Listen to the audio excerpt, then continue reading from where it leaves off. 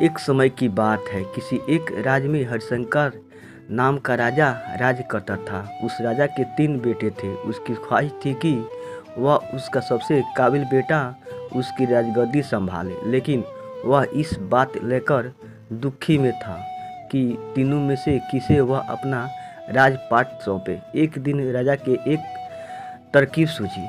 उसने उसी समय अपने तीनों बेटे को बुलवाया और कहा, बेटे, आज मैं तुम सबसे एक सवाल पूछता हूँ। अगर तुम लोगों के सामने एक गुनहगार खड़ा हो तो तुम उसके साथ क्या करोगे? इस पर राजा के पहले बेटे ने कहा, उस अपराधी को सजाए मौत दी जानी चाहिए। वह दूसरे बेटे ने कहा, गुनहगार को काल कोठरी में बांध देना चाहिए। जबकि तीसरे बेटे ने कहा, पिताजी, हमें उसे सजा देने से पहले इस बात की जांच करनी चाहिए कि उसने सही में अपराध किया है या नहीं। इस पर राजा के तीसरे बेटे ने सभी को एक कहानी सुनाई। एक राजा था जिसके पास एक बुद्धिमान तोता था। एक बार उस तोते ने महाराज से कहा, मुझे अपने माता पिता जी के पास जाना है। राजा ने उसकी बात नहीं मानी, लेकिन तोते ने हार नहीं मानी। वह लगातार महाराज से जिद करने लगा कि मुझे माता पिता के पास जाने दीजिए। अंत में राजा ने तोता की बात मान ली और कहा, ठीक है, तुम अपने माता पिता से मिलकर आओ, लेकिन वहाँ ज़्यादा दिन रुकना नहीं।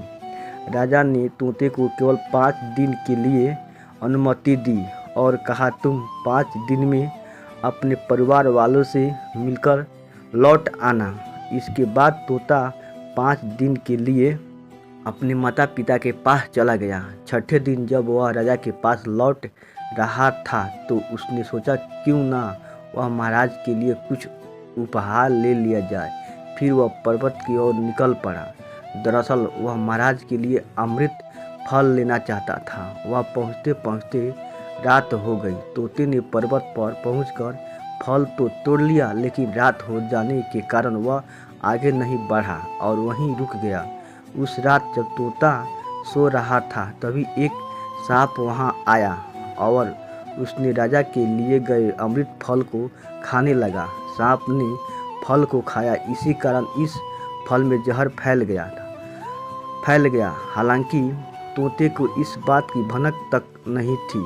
अगली सुबह जब वह जागा तो फल लेकर महल की ओर चल पड़ा। जब वह महल पहुंचा तो खुशी खुशी सीधे राजा के पास गया और कहा, महाराज, मैं आपके लिए यह अमृत फल लेकर आया हूँ। आप इसे खाएंगे तो सदा के लिए अमर हो जाएंगे। यह सुनकर राजा काफ़ी प्रसन्न हुए।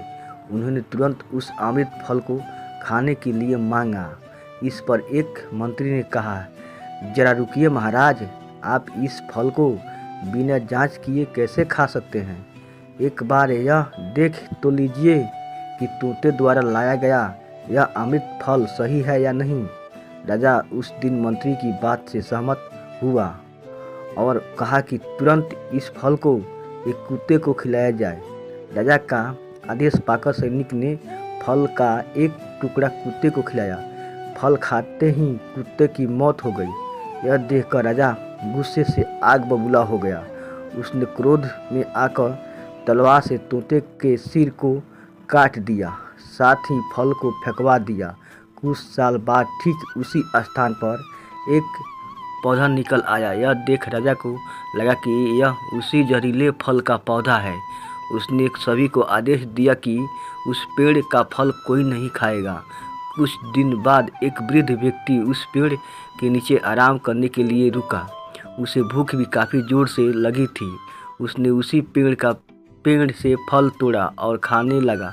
फल खाने के बाद वह बूढ़ा व्यक्ति एकदम से जवान हो गया। राजा ने जब यह देखा तो आश्चर्यचकित रह गया। उसने समझ गया कि वह फल जहरीला नहीं था। उसने बहुत बड़ी गलती हो गई। उसने बिना सच्चाई जाने तोते को मार दिया। इसे लेकर उसने काफ़ी पछतावा भी हुआ। इसके लिए वह मन ही मन खुद को कोसने लगा। इधर तीसरे राजकुमार की कहानी खत्म होने के बाद राजा हरिशंकर ने उसे ही अपना उत्तराधिकारी नियुक्त किया। इसके बाद राज्य में जश्न मनाया गया। धन्यवाद।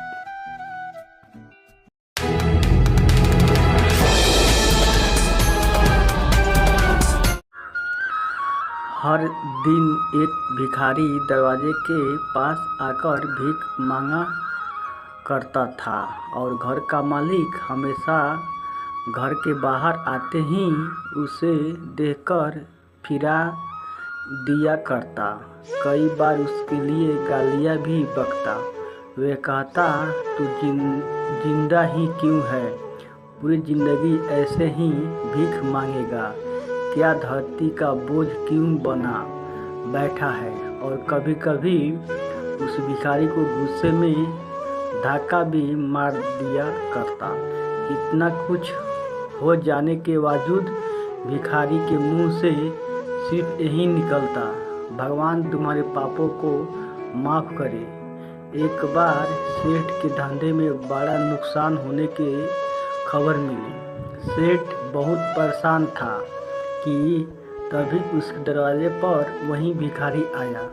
गुस्से में अपना आपा खोते हुए सेठ ने उस भिखारी को पत्थर दे मारा। पत्थर लगने के कारण भिखारी का सर फूट गया। उसके सर से खून बहने लगा। फिर भी दर्द से कहते हुए भिखारी ने इतना ही कहा, भगवान तुम्हारे पापों को माफ़ करे। भिखारी वहाँ से चला गया। सेठ सोच में पड़ गया। भिखारी को पत्थर मारा, फिर भी उसने सिर्फ प्रार्थना की। सेठ का गुस्सा शांत हुआ, सेठ का मन शांत हुआ। भिखारी का रहस्य जानने के लिए सेठ ने भिखारी का पीछा करना शुरू कर दिया। भिखारी जहाँ जाता सेठ उसके पीछे जाता। सेठ ने देखा कि कोई उसको खाना देता, कोई उसको मारता, कोई अपमानित करता तो कोई गाली देता। लोग भिखारी के साथ चाहे जैसा व्यवहार करते, लेकिन भिखारी सबके लिए एक ही प्रार्थना करता, भगवान तुम्हारे पापों को माफ़ करे। अब रात को आई थी। भिखारी अपने घर जाने के लिए लौटा। वे अपने घर पहुंच गया, लेकिन सेठ अभी भी उसका पीछा कर ही रहा था। एक पुरानी टूटी हुई खटिया पर एक बूढ़ी औरत लेटी हुई थी और बीमार लग रही थी। वह भिखारी की पत्नी थी। अपने पति को वापस आते देखकर वह खाट से उठ खड़ी हो गई। पत्नी ने अपने पति के भीख वाले कटोरा में देखा, उसमें सिर्फ आधी बासी रोटी थी। उसे देखकर वह बोली, आज बस इतना ही मिला? और हाँ, आपके सिर से खून निकल रहा है, ये चोट कैसे लगी? बूढ़ा भिखारी बोला, आज बस इतना ही मिला, किसी ने कुछ दिया ही नहीं। सब ने गालियाँ दी और एक ने पत्थर भी मार दिया, इसीलिए मेरा सर फट गया। एक गहरी ठंडी सांस लेकर बूढ़ा भिखारी फिर से बोला, यह मेरे ही पापों का फल है। तुम्हें याद है कुछ साल पहले हम कितने अमीर थे? क्या कुछ नहीं थे हमारे पास? हमारे पास हर चीज़ ज़रूरत से ज़्यादा थी, लेकिन हमने कभी दान नहीं किया। और उससे भी बुरा हमने उस अंधे भिखारी के साथ किया जो हमारे द्वार पर भीख मांगने आया करता था। बूढ़ी पत्नी की आंखों में आंसू आ गए।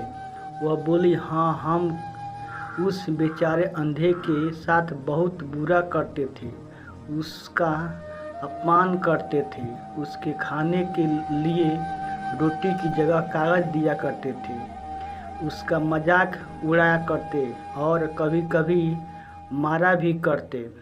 मैंने कभी उसको रास्ता नहीं दिखाई। एक बार मैंने उसके मुंह पर मिट्टी भी फेंकी थी और वह हमेशा दुखी होकर यही कहता कि भगवान तुम्हारे किए की सज़ा देगा।